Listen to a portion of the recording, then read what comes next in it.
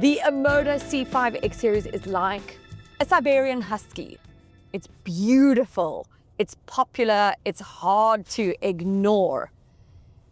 But like a Siberian Husky, it does maybe have a bit of a stubborn streak, and so can be maybe a little bit temperamental, very big appetite and thirst, but overall, you just can't ignore it. It's too beautiful. So maybe it just demands a little bit more patience, a little bit more care. That's about it. When Omoda launched the C5 into the crossover like sort of segment and market, it was just that one step up from Cherry. So it is the more premium leg of the Cherry brand. And oh my, was it almost instantly popular, and still is. It's a fantastic looking car. And in fact, in the first quarter of this year, it is because of this model, specifically the C5, that Omoda became the third best-selling Chinese car brand in South Africa, just behind Hippo and Cherry. That's pretty huge. And so it should be, because this car has soared. So there has been a little bit of an update. I am in the C5X Series Luxe X. It's a lot of X's there, okay? But it sits basically just below the Elegance X, which is sort of the range topper of the C5 range. So I popped the details of this specific C5 model and my details onto hippo.co.za and got a quote. My cheapest quote was 598 Rand with an excess of 7,500. But because I like to just constantly check things, I did that, where you park it sort of thing. I think I've done this before, but I did it again with this model just to double check again. And I got the exact same quote whether I parked it in a garage or parked it on the street. But that was for my cheapest quote. You'll see the next quote up actually did go up. So you've got to keep looking, guys. You've got to always look. And that's why Hippo's amazing, because it gives you, you can find ways to save money, okay? Hippo saves customers on average 455 Rand a month. So there's very minimal updates, okay? You've got that revised bumper and that diamond matrix grille, which is very cool, very nice looking. There's also 18-inch black designed wheels. The Elegance X gets red brake calipers, which obviously makes it look ever so sporty. But in general, the sort of design tweaks have been ever so slight, but because they didn't need to be anything other than that, I think. Genuinely, this is probably the best looking car in its segment, and especially in black. And I mean, I know most cars in black look so hot, right? But this really does, and it stands out amongst its crowd for sure. Now look, it is that like boutique crossover thing, so it's a bit sportier, sort of like a T-Roc or the Haval Julian Pro, those sort of things, which means it kind of does compromise on space a little bit, especially headroom in the back, and even a little bit of legroom. The seats sit like very low, like at an angle low, and I imagine that's done so that if you've got taller people, their legs then don't, I don't know, it feels like there's obviously a reason for it, okay? I'm not going to go into it. However, I'm always of the thing that when you're kind of going for this sort of car and you're going for a family car, I mean, it's more often that you're going to have smaller kids in the back, or kids or teenagers, but maybe not 4-6 foot tall adults, and so you'd be okay.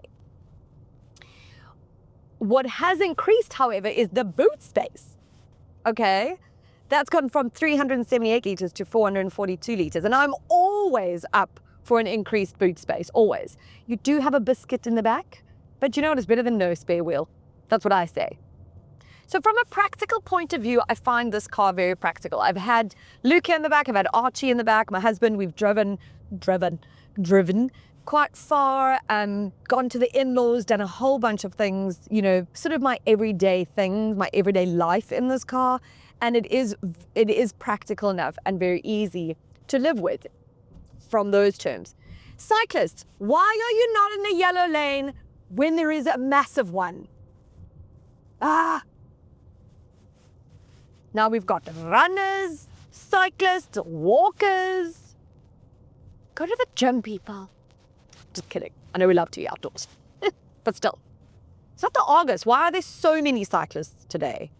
The one thing it does lack, unfortunately, from a practical point of view or anything, is the fact that that rear windscreen is really small, and it's like the sort of visibility out of this car is really not great. Fine here in the front. The minute I look anywhere from here, it does have blind spot detection, etc. But still, you can't only rely on that, I don't believe. And so it is a bit of a pain, just from a visibility point of view. Now, where maybe some would feel this loses on practicality, it obviously saves on spec. As we know, the Chinese cars are spec'd very well. This is the same. It is also, and does feel very premium in here. Both of these models that I speak about from the X series, like there's leather, whatnot this is, seats. They're the sport seats. They're very Merc, obviously. There's a collab there. You've also got the Merc stop-start button here, on Mercedes-Benz-esque, right? You've got two 10.25-inch screens. You've got dual zone climate control. You've got electric front seats. You've got front and rear sensors, a 360-degree camera. It's all very cool, very techie, if you will. That's a very technical term that I've used there as well. It's got wireless Android Auto and Apple CarPlay, which I'll speak about in a second. But it's also got a 50-watt, wireless charger. Was 15, it's now 50. So it like charges your phone very, very quickly. It is ventilated, the other side is not. However, and a few people have mentioned this, and because it is quite a thing, I guess, is that it sits here. And so often the sun, if you're driving at a certain time of day, comes here and like heats up your phone quite hectically. It also hits your screen and hits you right up in the oor here, which can be a bit of a thing. But then I just move my phone. I don't know, if you don't have to always have it here. Move it, charge it somewhere else. So this has also got ambient lighting, which you can put like to the music or whatever, which Luca adores, okay? It drives me insane. I don't know why anyone would want it, especially at night, because it's quite distracting. I mean, it's just different colors and flashing, and I'm almost sure that's not safe. But if you've got kids, it will entertain them, and I think a parent will take that over safety any day when you've had a long day. Don't come at me now with your parenting advice, please. This has got 6 airbags. It's also got a 5-star Euro NCAP safety rating for all of you that ask me about that. I will do a hoot test in a moment, but there's someone around me and I don't want that person to think that I'm hooting at them. Thankfully, it's got buttons down here, these sort of haptic buttons for the aircon, so you don't have to go into the screen to access it. However, there are a few little things here. Okay. This isn't unique to this C5 by any means or to Omoda, but I have found this with many cars of all brands, okay, from all parts of the world, that wireless Apple CarPlay or Android Auto for me can drop. This has dropped far too many times though for my liking. It's also been a bit glitchy. I also just now could not turn the screen back on. For the life of me, couldn't figure it out. I was trying everything, so I had to Google it and then found just here where the lovely volume button is that I adore is a big on-off button. Okay, so that does happen to me often, guys. I know I'm professional, but I'm also human, okay? But other than that, this is quite an easy to use, very straightforward infotainment system. There have just been, like I say, a few glitchy moments, which has happened on other cars too. Something to just bear in mind.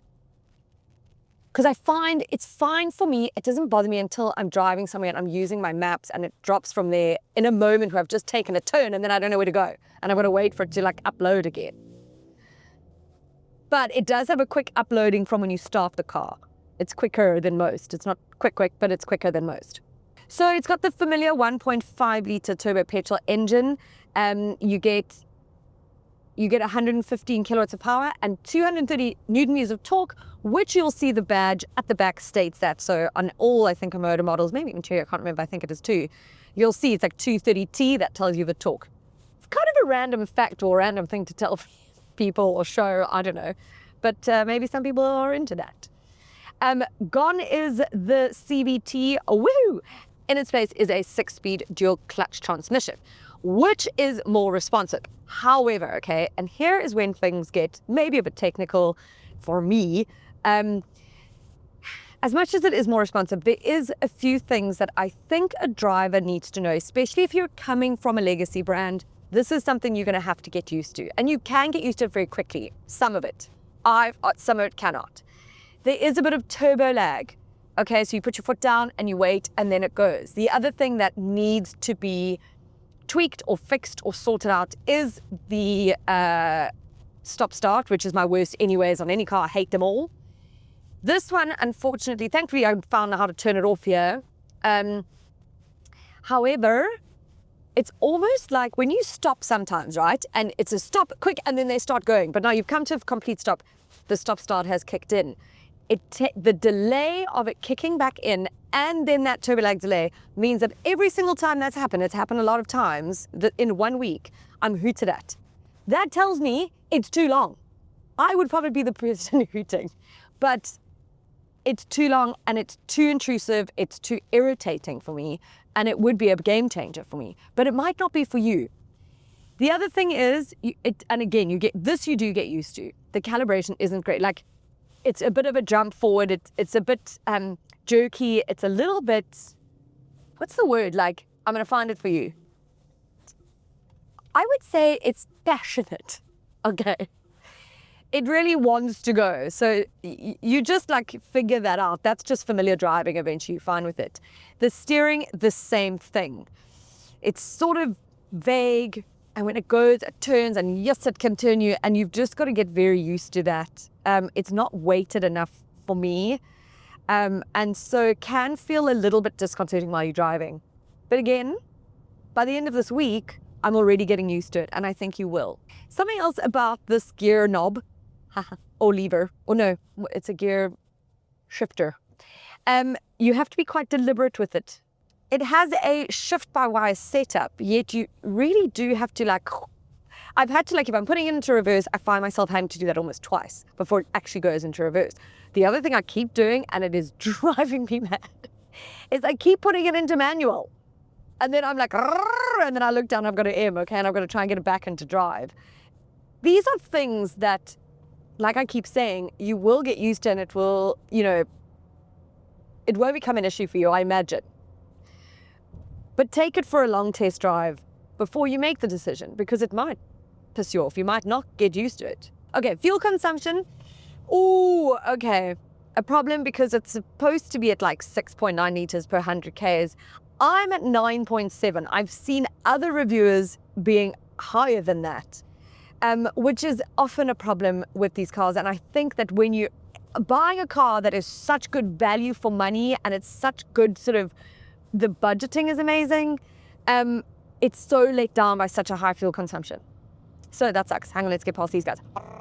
Hey, no, move. Okay. Nice sound system, huh? Let me quick do a hoot test. Okay, there's no one around. Okay, you ready? Hoot. Oh! Good one. It's yeah, that'll make someone know that I'm pissed off with them. Good hooter.